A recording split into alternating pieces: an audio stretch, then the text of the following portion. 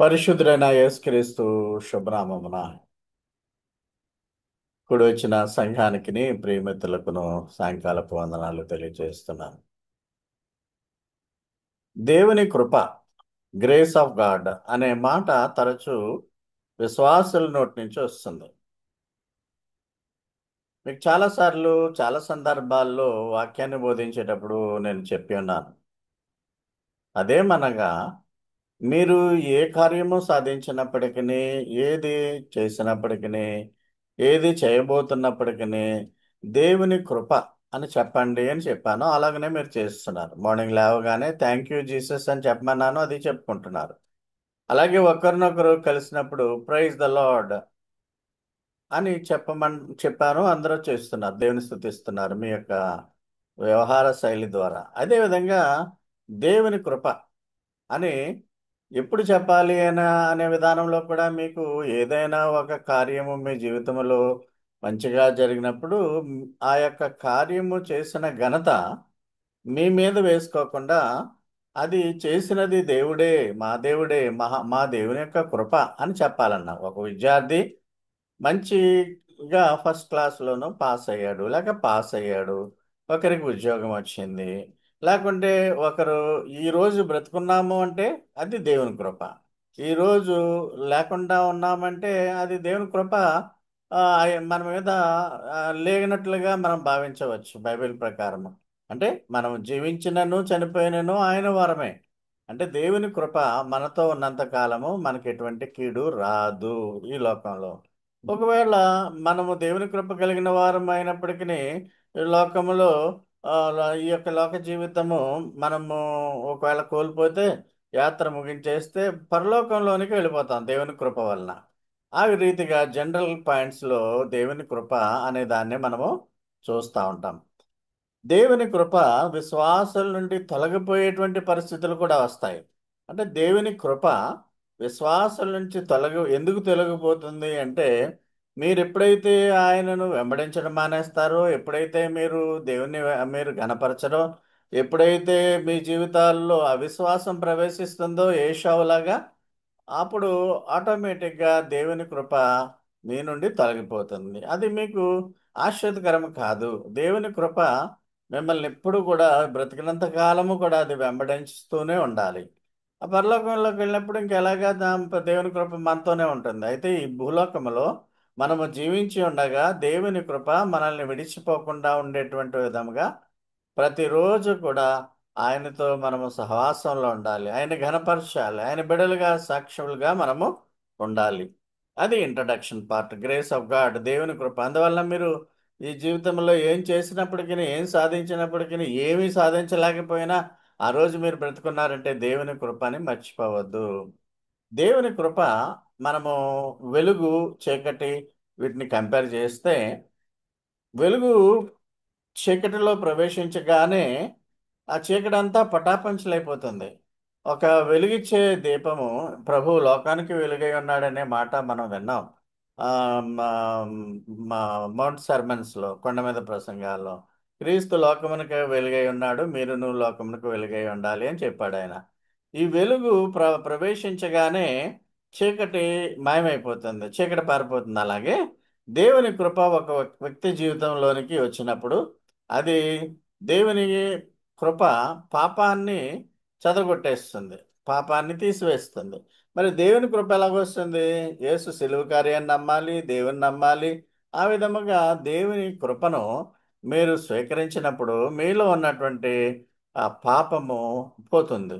దేవుని కృప అందరి జీవితాల్లోనికి రావాలి అని ప్రయత్నం చేస్తుంది, కానీ విశ్వాసులకు మాత్రమే దేవుడు ఆ దేవుని కృపను పరిమితం చేస్తాడు. అంటే దేవుని కృప ఎవరి మీద ఉంటుందంటే, యేసు ద్వారా దేవుని బిడ్డలైనటువంటి వారికి, యేసునందు విశ్వాసం ఉంచిన వారికి మాత్రమే దేవుని కృప ఎల్లవేళలా వారికి సహాయం చేస్తూ క్రైస్తవ జీవన విధానములో వారు దేవునికి ఇష్టలుగా జీవించే విధముగా చేస్తూ ఉంటుంది. దీనికి సంబంధించినటువంటి వాక్యాలు మొదటగా తీతుకు రాసిన పత్రిక 2వ అధ్యాయము 11-15 వరకు మనం చూస్తే, దేవుడు సమస్త మనుష్యులకు అందరికీ కూడా ఈ గ్రేస్ ఆఫ్ గాడ్ ఇచ్చాడు. గ్రేస్ ఆఫ్ గాడ్ అంటే ఆ గ్రేస్ ఆఫ్ గాడ్ వల్ల సాల్వేషన్ వస్తుంది ప్రతి మనుష్యుడికి కూడా. అంటే యేసుక్రీస్తు శిలువ మరణము వలన ప్రతి మనుష్యుడికి కూడా దేవుని దయ సంప్రాప్తించింది. దేవుని దయ సంప్రాప్తించడం వల్ల ప్రతి ఒక్కరూ కూడా సాల్వేషన్కి, రక్షణకు అర్హత పొందారు. అయితే ఇక్కడ ప్రొవైడెడ్ అనే మాట వాడాలి. అయితే దేవునిని విశ్వసించాలి క్రీస్తు ద్వారా. దేవునిని మనం ఆరాధిస్తున్నాం ప్రతి ఆదివారము కూడా ఆ హోలీ ప్రీస్ట్హుడ్ సర్వీస్లో క్రీస్తు ద్వారా. క్రీస్తు ద్వారా దేవునిని ఆరాధించుట. ఆ విధముగా సమస్త మనుషులకు రక్షణకరమైన దేవుని కృప ఆ, అది అది లభ్యమవుతుంది. కానీ అందరూ దాన్ని గ్రహించలేకపోతున్నారు. చీకటి వారిలో ఉన్న చీకటి పాపము ఆ వెలుగును లోపలికి స్వీకరించకుండా, దేవుని కృప లోపలికి స్వీకరించకుండా ఉంటుంది. ఒకవేళ మనము ఈ లోకంలో దేవుని కృపను కలిగి ఉన్నట్లయితే భక్తిహీనతను తీసివేస్తాడు, ఇహలోక సంబంధమైన దురాశలను తీసివేస్తాడు, ఒక శుభప్రదమైన నిరీక్షణ ఆయన మనకి ఇస్తాడు. ఆ శుభప్రదమైన నిరీక్షణ ఏంటంటే మన రక్షకుడు మహాదేవుడు అయినటువంటి యేసుక్రీస్తు మహిమ యొక్క ప్రత్యక్షత కొరతకి ఎదురు చూచ్చు. మనమందరం కూడా we are waiting for the Lord's coming. ఆయన ఎప్పుడు మధ్యాకాశానికి వస్తాడని మనం చూస్తున్నాం మన జీవితకాలంలో. ఆయన వచ్చినట్లయితే మధ్యాకాశానికి మనము నిజంగా అదృష్టవంతులు. ఒకవేళ లేకపోయినా పర్వాలేదు, రిజరెక్ట్ అవుతాం, మృతుల్లోంచి రిజరెక్ట్ అవుతాం. ఈ డైరెక్షన్తోనే మనం బ్రతకాలి. అయితే ఈ క్రీస్తు యొక్క విశ్వాసలంగా మనం ఈ లోకంలో జీవిస్తున్నప్పుడు మంచి బుద్ధి, స్వస్థత బుద్ధి మనకు కలిగి ఉండాలి. గాడ్లీ గాడ్లీనెస్ మనకు ఉండాలి. అంటే దైవత్వము కలిగిన వారముగా భక్తితో మనం ఈ లోకంలో మా బ్రతుకుచు ఆయన యొక్క రాకకు ఎదురు చూడాలి. We should live soberly, righteously. Soberly అంటే భక్తి, రైచస్ నీతిగాను, గాడ్లీ ఆ, దేవుని బిడ్డలంగాను మనము బ్రతుకుతున్న కాలంలో మనము ఉండాలి. ఆ జీవించినంత కాలము కూడా క్రైస్తవులు స్వార్థ బుద్ధితోనూ, అదేవిధంగా లాభాపేక్షతోనూ, ఏదేదో ఆశించి దేవుని పరిచర్య చేయడము, ఏదేదో ఆశించి దేవుని కార్యాలు చేయడం అట్లా ఉండకూడదు. ఓ దే క్రైస్తవంగా జీవిస్తున్నటువంటి మనము మన టార్గెట్ ఏంటంటే దేవుడు మనకు రక్షణ ఇచ్చాడు కాబట్టి యేసు ప్రభు ఇహలోక సంబంధమైనటువంటి దురాశలను విసర్జించాలి. మనకు ఒక శుభప్రదమైనటువంటి నిరీక్షణ ఉంది. అదేంటంటే ప్రభువు మధ్యాకాశానికి వస్తాడు, త్వరలోనే మనల్ని పరలోకంలో తీసుకుపోతాడు. ఈ లోపున మనం బ్రతకాలి కదా, ఆయుష్ అంతా కూడా బ్రతకాలి కదా. నీతితోనూ స్వస్థ బుద్ధితోనూ బ్రతుకుతోనూ భక్తితోనూ బ్రతకాలని తీతుకు రాసిన పత్రిక 2వ అధ్యాయం 11, 15 వచనంలో వ్రాయబడి ఉంది. దేవుని కృప మనకు రక్షణనిచ్చింది. విశ్వాసులు పాపాన్ని ఎప్పుడు కూడా తిరస్కరించాలి. వాళ్ళకి ఒక సెల్ఫ్ కంట్రోల్ ఉండాలి, నీతివంతంగా ఉండాలి, దైవభక్తిని అనుసరించాలి. దైవికమైనటువంటి జీవితాన్ని గడపడానికి వాళ్ళు ట్రైనింగ్ పొందుతూ ఉండాలి. ట్రైనింగ్ అంటే వాక్యం వినడం, వాక్య ప్రకారం నడవడం, బైబిల్ చదవడం, ఆ బైబిల్లో ఉన్న వాక్యాలని అర్థం చేసుకోవడం. ఆ విధముగా తమ జీవితాన్ని యేసుక్రీస్తు ద్వారా దేవుని కృప కలిగిన వారముగా మనము ఆయన కొరకు ఎదురు చూడాలి. సో ఈ విధముగా మనము ఒక బ్లెస్సడ్ హోప్తో మనం జీవించాలి. దాన్ని మనము దీవించబడిన నిరీక్షణ. ఆ, అదేంటంటే ఇట్స్ ఎ బ్లెస్డ్ హోప్. మనకు ఉచితంగా దేవుడు మనకు పరలోకానికి యేసు ద్వారా తీసుకెళ్తున్నాడు అనేటువంటి విధానంలో మనము ఆమ్, ఆ, ఎదురు చూస్తూ బ్రతకాలి.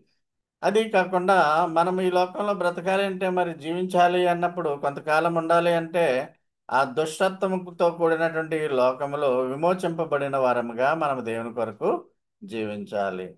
గాడ్స్ గ్రేస్, దేవుని కృప బ్రింగ్స్ సాల్వేషన్, రక్షణను మనకి ఇస్తుంది. God's grace is a teacher. దేవుని కృప మనకు ఒక గురువు, ఒక ఒక టీచర్ అన్నమాట. మనం ఎప్పుడైనా భక్తిహీనతతో ఉన్నప్పుడు, లోక సంబంధమైన కోరికలు మనలో ప్రవేశిస్తున్నప్పుడు, శోధనలో ప్రవేశిస్తున్నప్పుడు దేవుని కృప వాక్యం ద్వారా మనల్ని మళ్ళా సరిదిద్దుతూ ఉంటుంది. అందువలన వాక్యము వినడము, చర్చికి రావడము, అదేవిధంగా దేవునిలో ప్రార్థనలో సొంతంగా గడపడం ఇవన్నీ ముఖ్యం. You have to be corrected in this world because easily sin will enter in to our minds. మన మైండ్లోకి త్వరగా పాపం ప్రవేశిస్తుంది. కనుక ఆ పాపాన్ని పారద్రోలాలంటే దేవుని కృప ఉండాలి. దేవుని కృప ఉండాలంటే మనము వాక్యాన్ని వినాలి, వాక్యాన్ని చెప్పాలి, వాక్యాన్ని మనము ఎప్పుడు కూడా పవిత్రంగా భావిస్తూ ఆ వాక్యం చేత మనము పవిత్రపరచబడాలి. దేవుని శక్తి, దేవుని కృప కొరకు మనం ఎప్పుడూ ఎదురు చూస్తూ ఉండాలి. దేవుని కృప మనకు దైవికమైన జీవితాన్ని గడపడానికి బోధిస్తుంది. ఎప్పుడు కూడా God's grace always teachers us to live a godly life. క్రైస్తవులందరూ కూడా ఈ లోకంలో గాడ్లీ లైఫ్ని జీవించాలి. మనం ఇతరుల కొరకు మాట్లాడుకోము, అందరి ప్రజల గురించి మాట్లాడుకోము. ఆ, మనము ఆ యొక్క విశ్వాసులుగా ఉన్నటువంటి మన మన సమూహములో ప్రతి వారి గురించి మనము మాట్లాడుకునేది ఏంటంటే ఒక దైవికమైనటువంటి జీవితాన్ని. ఇప్పుడు మనము ఆ, Christ the church, the body of Christ, క్రీస్తు శరీరమైన సంఘంలో అందరు విశ్వాసులు ఉంటారు. అయితే దేవుని సంఘములో ప్రత్యేకింపబడిన విశ్వాసులు ఎవరు అంటే, దేవుని సంఘాల్లో ఉన్నటువంటి విశ్వాసులు ఎవరంటే దేవుని వాక్యానికి అనుగుణంగా దైవికమైన జీవితాన్ని గడిపేవారే. క్రీస్తు శరీరమైన సంఘంలో విశ్వాసులు ఉంటారు. వాళ్ళు దైవ చిత్తాన్ని ప్రకారం నడవకపోవచ్చు, మనం మాత్రం ఖచ్చితంగా నడవాలి ఆ, అనే అనే ప్రిన్సిపల్ మీదే దేవుని సంఘాలను ఆ, దేవుడే మనుషుల ద్వారా నిర్మించుకున్నాడు. అటువంటి సంఘాలలో మనం ఉండడం ద్వారానే ఇంత మంచి వాక్యాన్ని వింటూ ఇన్ని సంవత్సరాలుగా దేవునిలో మనము బలపరుస్తూ ఉన్నాము. లోకంలో పాపపు కోరికలన్నీ ఉంటాయి.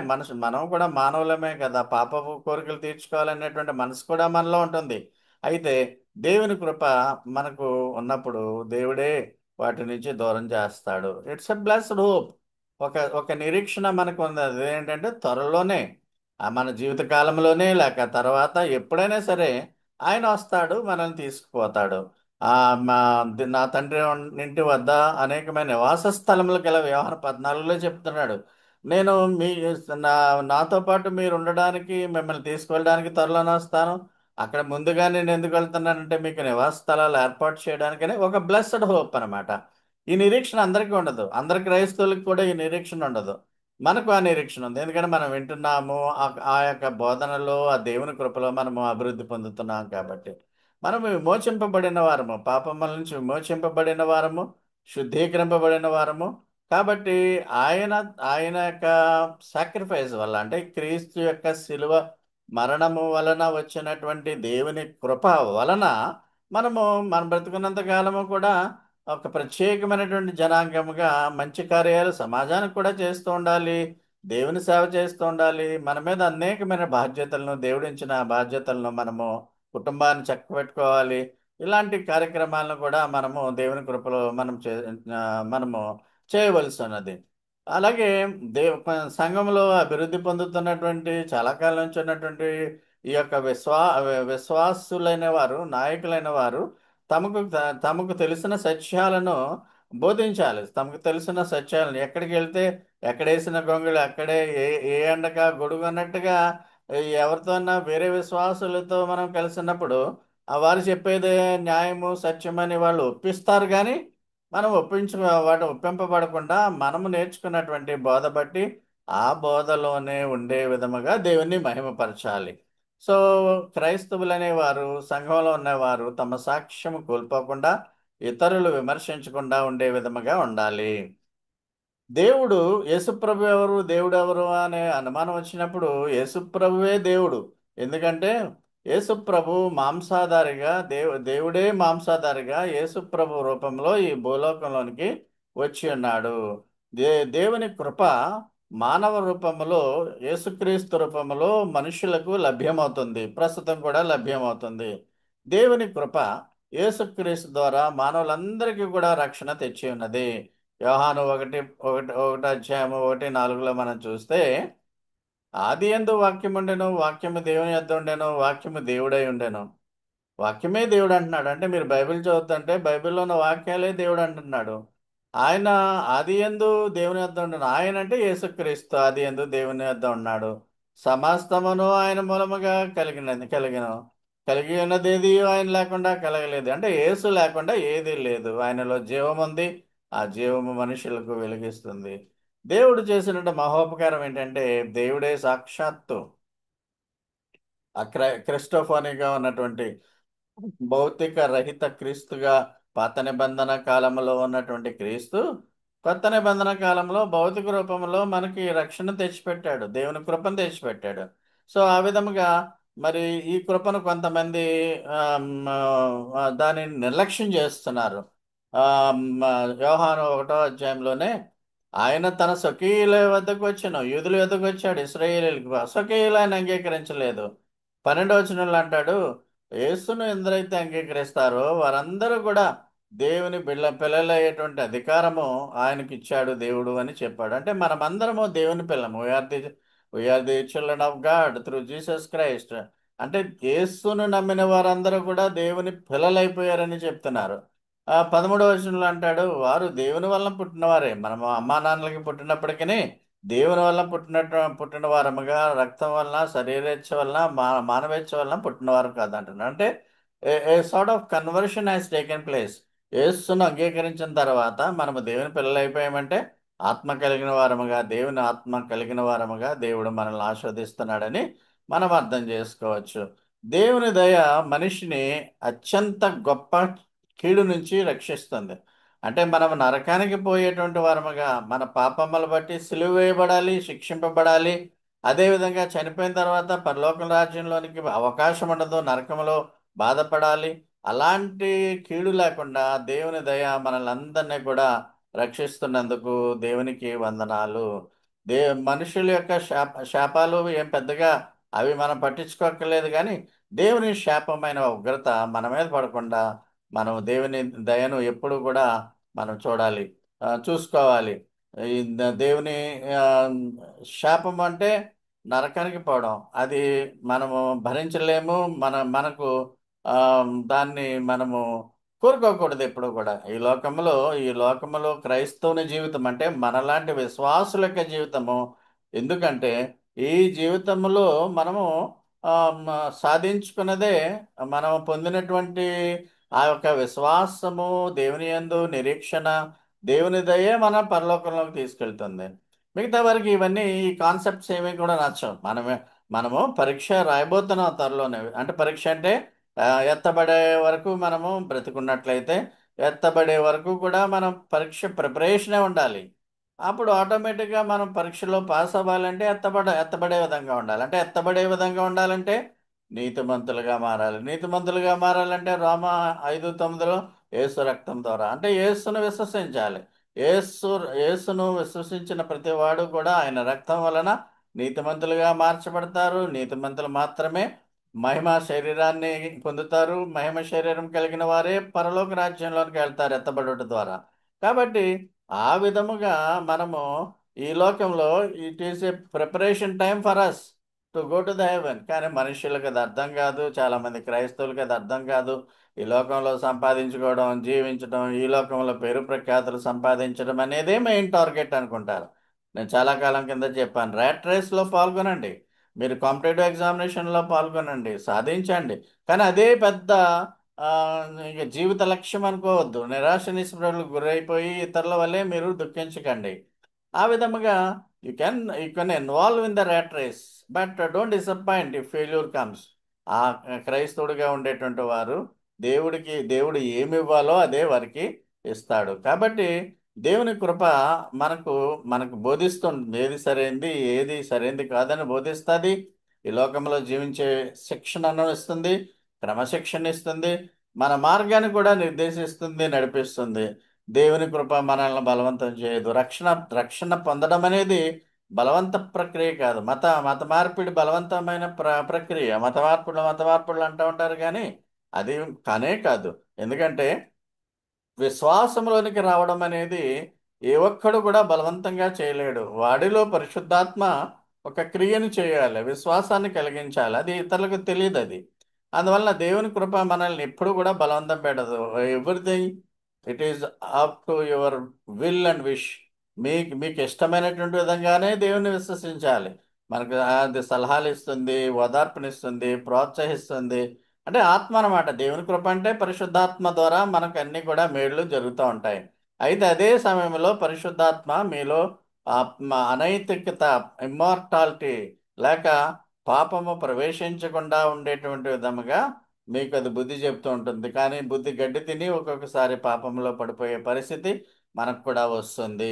హెబ్రీయులకు రాసిన పత్రిక 12వ అధ్యాయం 15-17లో మనం చూస్తే ఇక్కడ ఒక మంచి లెసన్ ఉంది. ఇది ఏంటంటే మీలో ఎవడైనను దేవుని కృపను పొందకుండా తప్పిపోనేమో అనియు చేదైన వేరు ఏదైనా మొలిచి కలవరపరచడం వలన అనేకులు అపవిత్రులైతే పోదురేమో అనియు. అంటే ముందు మనము విశ్వాస యాత్రలో మనం తెలుసుకోవాల్సింది ఏంటంటే మనంతా సాఫీగా జీవితం అంతా వెళ్ళిపోతుంది అని అనుకోకూడదు. We are fighting with the evil in this world. అది ఎవరు సహాయం, మనం సొంతంగా పోరాడలేము ఈవిల్తో. సొంతంగా మనం శారీరక ఆశలను మనం చంపేసుకోలేము. అంతా కూడా హోలీ స్పిరిట్, పరిశుద్ధాత్ముడు మనకి సర్వాంగ కవచాన్ని ఇచ్చాడు, అది ధరించుకోవాలి. అంటే మనము దేవుని కృప, మన టాపిక్ ఏంటంటే దేవుని కృప. దేవుని కృప పొందకుండా ఉండేటువంటి విధముగా తప్పిపోతామేమో అని భయపడుతూ ఉండాలి. దేవుని కృప నుంచి మనం ఎప్పుడు తప్పిపోతాము అంటే చేదైన వేరు ఏదైనా, బెటర్ రూట్స్ ఏదైనా మనలో మొలుస్తాయి. ఒక ప్రసంగికుడిగా తయారయ్యబోయేవాడు, ఒక ప్రసంగికుడు, ఒక విశ్వాసిగా చర్చ్ గోయింగ్ డిసైపుల్, ఒక ఒకడు క్రైస్తవ్యంలో ఉండాలి అన్నా ఈ రకరకాలైనటువంటి స్టేజెస్లో సాతానుడు పడగొట్టేయడానికి ప్రయత్నం చేస్తాడు. ఎలాగంటే చేదైన వేరు. నేను ఈ సేవ చేయడం వల్ల నాకేమైనా లాభమా? చర్చ్కి వెళ్ళడం వల్ల నాకేమైనా లాభమా? అసలు దేవుని సేవలో మనం ఎందుకు వెళ్ళాలి? ముందుకు దేవుని వాక్యం ఎందుకైనా వినాలి? ఇంటే లాభం ఏంటి? అందరిలాగే మనం ఎంజాయ్ చేయొచ్చు కదా, అందరిలాగే మనం డబ్బులు మూటలు కట్టుకోవచ్చు కదా అనేటువంటివే చేదైన వేర్లు. ఆ చేదైన వేర్లు రాకుండా కష్టపడాలి. దేవుని కృప పోకుండా చూసుకోవాలి. చేదైన వేర్లు రావడం వల్లే చాలామంది విశ్వాస భ్రష్టులు అయిపోతారు. తాను నిలుచున్నానని అనుకునేవాడు పడిపోకుండా జాగ్రత్తగా చూసుకోవాలి. విశ్వాసంలో నేను ఉన్నాను ఈరోజు అంటే, రేపు ఎల్లుండ జీవితాంతం కూడా ఉండాలి అంటే దేవుని కృప ఉండాలి. దేవుని కృప ఎప్పుడు తొలగిపోతుంది? నువ్వు ఎప్పుడైతే సాతాను పెట్టే శోధనలో, కడవరి కాలంలో సాతాను ఆ విశ్వాసులైన వారిని కూడా పడగొట్టేస్తుంది. మీరు గమనించినట్లయితే చాలామంది విశ్వాసులుగా ఉన్న వాళ్ళు కడవరకు ఆ యాత్రను కొనసాగించలేకపోయారు. మీకు చాలాసార్లు చెప్పాను, Billy Graham associate Charles Templeton 25 ఏళ్ళు దేవుని సేవ, గొప్ప ఎవాంజలిస్ట్గా గొప్ప గొప్ప సభల్లో ఆ, ఉన్నవాడు. ఇంకా రెండు మూడు ఉదాహరణలు మీకు చెప్పాను. వారు సేవకులే. ఆ 25 ఏళ్ళ సేవ తర్వాత వాళ్ళలో చేదైన వేర్లు మొలిసిపోయాయి. ఆ చేదైన వేర్లు మొలిసిపోవడం వల్ల యేసు ప్రభువుని వారు బ్రతికుండగానే తిరస్కరించారు. వారు దేవుని కృపకు దూరంగా వెళ్ళిపోతారు. అంటే ఇక్కడ నీకు సర్వీస్ కాదు, 25 ఏళ్ళు, 20 ఏళ్ళు, 10 ఏళ్ళు కాదు.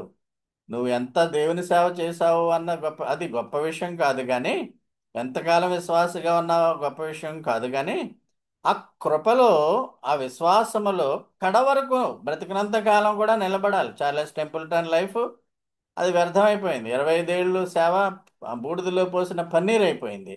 సో ఆ విధముగా మనం ఎప్పుడు కూడా జీవితాన్ని బేరు చేసుకోవాలి. అందులో దేవుని సేవ చేయాలనుకునేవారు, క్రైస్తవులుగా ఉండాలనుకునే వాళ్ళు, ఈ లోకంలో క్రైస్తవ సాక్ష్యాన్ని నిలబెట్టుకోవాలనుకున్న వాళ్ళు గమనించవలసింది ఏంటంటే అప్పుడప్పుడు చేదైన వేరు, బెటర్ రూట్స్ ఆలోచనలు వస్తూ ఉంటాయి. లోకం ఎప్పుడు ఆకర్షించేస్తూ ఉంటుంది.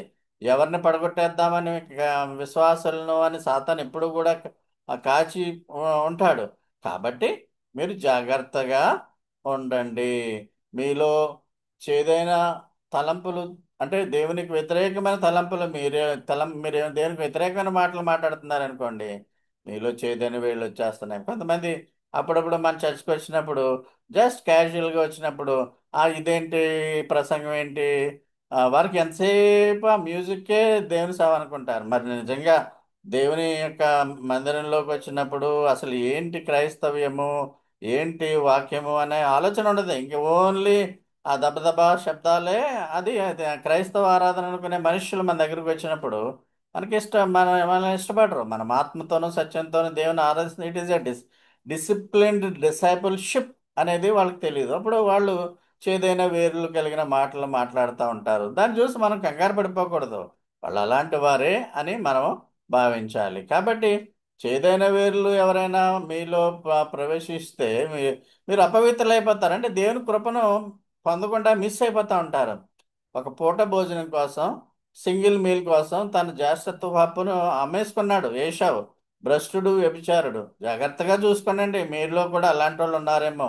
పాపం తర్వాత ఏశావు ఆశ్వదము పోగొట్టుకుని పొందగోరి కన్నీళ్లు విడిచాడు కానీ మళ్ళా మారు మనసు పొంద అవకాశము దొరక్క విసర్జింపబడ్డాడని మీకు ఎరుగుదును.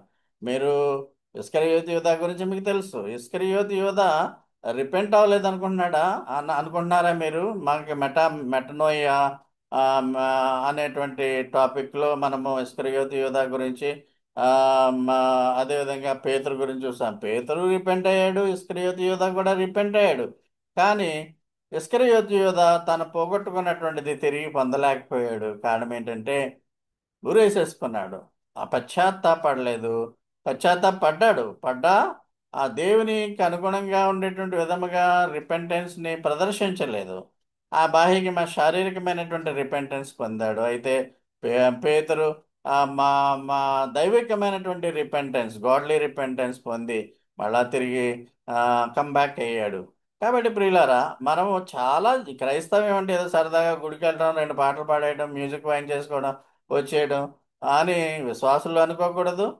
ఆ, ప్రసంగం చేసేవాడు వెళ్ళి ఏదో నాలుగు మాటలు చెప్పేసి వచ్చేయడం ప్రసంగం అనే విధానంలో కూడా ఉండకూడదు. క్రైస్తవ్యం అనేది it is very very difficult, pious and also standing in the faith every day. ప్రతిరోజు విశ్వాసంలో మనం ఉన్నామా లేదా, తొలగిపోయామా లేదా, ఎప్పటికప్పుడు ఏనాటికి ఆనాటి చాలు అన్న విధంగా మనం పరీక్షించుకుంటా అంటూ ఉండాలి ప్రేమైన వాళ్ళారా. అందుకనే మరి దేవుని కృప మనల్ని వదిలిపోకుండా ఉండేటువంటి విధముగా, ఒకవేళ వదిలిపోయి వెళ్ళిపోతే మళ్ళీ రిపెంట్ అయినా ఒక్కొక్కసారి ఇస్కరియోతు యూదాలా రాకపోవచ్చు. ఆ దేవుని కృప ఏషావు వలె రాకపోవచ్చు. హెబ్రీ 12, 15, 17 మీరు చూసినట్లయితే విశ్వాసులకు ఒక లెసన్. అంటే దేవుని కృప పోకుండా ఉండేటువంటి విధముగా మీరు ఎప్పుడు కూడా ఉండకండి. దేవుని కృప ఎలా పడైపోతుందో మీకు తెలుసు. దూరం ఎలాగైతే అపవిత్రంగా ఎలాగైపోతారో మీకు తెలుసు. అందువలన మీరు ఎప్పుడు కూడా ఆ, దేవుడు మన కృప మన మీద ఉండాలి. దేవుని కృప మన మీద ఉండాలి, బ్రతికినంత కాలం ఉండాలి.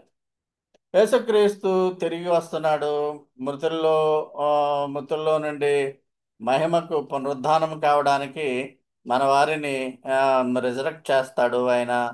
మనము కూడా ఒకవేళ బ్రతుకుంటే ట్రాన్స్ఫర్మేషన్ అవుతాము. ఈ కాన్సెప్ట్స్ అన్నీ కూడా మీరు గ్రహించారు కాబట్టి ఆ ఆయన రాకకు నిరీక్షణతో ఉండాలి.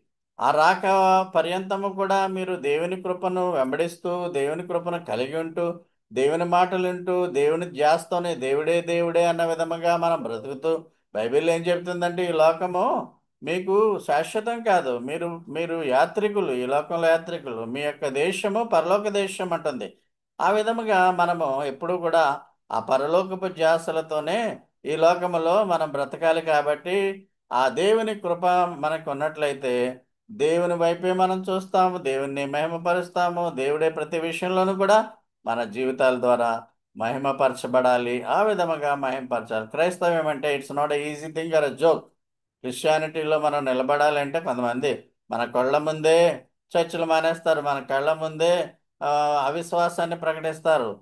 ఆ, చాలా ఉదాహరణలు మీకు అన్బిబిలికల్ అనేటువంటి టాపిక్లో నేను చెప్పాను, అపోస్టసీలో చెప్పాను, మతభ్రష్టత్వం. కాబట్టి మనం ఇవన్నీ కూడా చెప్పబడిన విషయాలు మనసులో ఉంచుకుంటూ ఎప్పుడూ కూడా దేవుని ధ్యాస కలిగి ఉంటూ, దేవుని కృప మనల్ని తొలగిపోకుండా ఉండాలంటే ఆయనతో సహవాసంలో ఉండాలి, ఆయన విశ్వాసాలతో సహవాసంలో ఉండాలి. దేవుని కృప మనల్ని ఎప్పుడు వెంబడించి ఉండాలంటే ఆయన ప్రమాణాల మేరకు, ఆయన వాక్యానుసారం మనం జీవించాలి. ఒకవేళ తప్పులు జరుగుతుంటే దేవుని క్షమించమని అడగాలి. అందువలన మనము ఆ, దేవుని కృప తొలగిపోయే విధముగా సాతాను మీ మైండ్లో అనేక రకాలైన ఉద్దేశాలను ప్రవేశపెడుతుంది. So that you will be failed. అలాగే ఒకవేళ ఫెయిల్ అయ్యారంటే మళ్ళీ తిరిగి వెనక్కి రాలేరు. ఏషావు లాగా వెనక్కి రావాలని ప్రయత్నం చేసినా రాలేరు. ఆ, ఇస్కరియోతు యూదాలాగా మళ్ళీ కంబ్యాక్ అవ్వాలని ఒకవేళ ఆలోచన వచ్చినా అవ్వలేరు. మీరు పేతురులాగా అవ్వలేరు. కాబట్టి ప్రియులారా, మీలో ఈ లోకపు ఆకర్షణలు, ఈ లోకపు టార్గెట్స్, లక్ష్యాలే గొప్పవి అనుకోకండి.